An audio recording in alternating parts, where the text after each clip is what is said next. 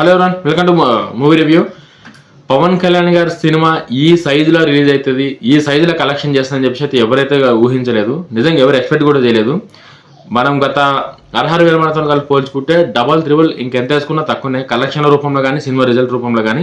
అంటే ఆ సినిమా బాగలేదని కాదు, ఆ సినిమాకి పవన్ కళ్యాణ్ గారు టైం లేకపోవడం వల్ల ఆ విఎఫ్ఎక్స్ ఎఫెక్ట్స్ ఏదైతుందో అవి కొంచెం సరిగ్గా లేకపోవడం వల్ల సినిమా నెగిటివేట్ అయింది. సినిమా స్టోరీ అంతా మస్తు వర్కౌట్ అయింది, బట్ కొంచెం దీనివల్ల సినిమా నడవలేదు. కానీ ఓజీ అయితే మాత్రం సునామీ.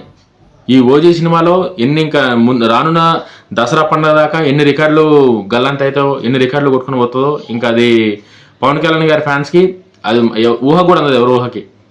అంతా ఎటువంటి ఇది లేకుండా ఒక ట్రైలర్ కూడా సరిగ్గా రిలీజ్ కాని సినిమా ఈరోజు ఇండస్ట్రీని షేక్ చేసే కలెక్షన్లు, ఇండస్ట్రీ రికార్డులు బదులు కూడా కలెక్షన్లు వస్తున్నాయంటే అదే పవన్ కళ్యాణ్ గారి స్టామినా అని చెప్పేసి నేను అనుకుంటున్నా.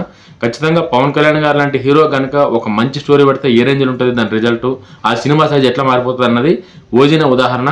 వీడియోగా నచ్చితే లైక్ చేయండి, షేర్ చేయండి. జై హింద్.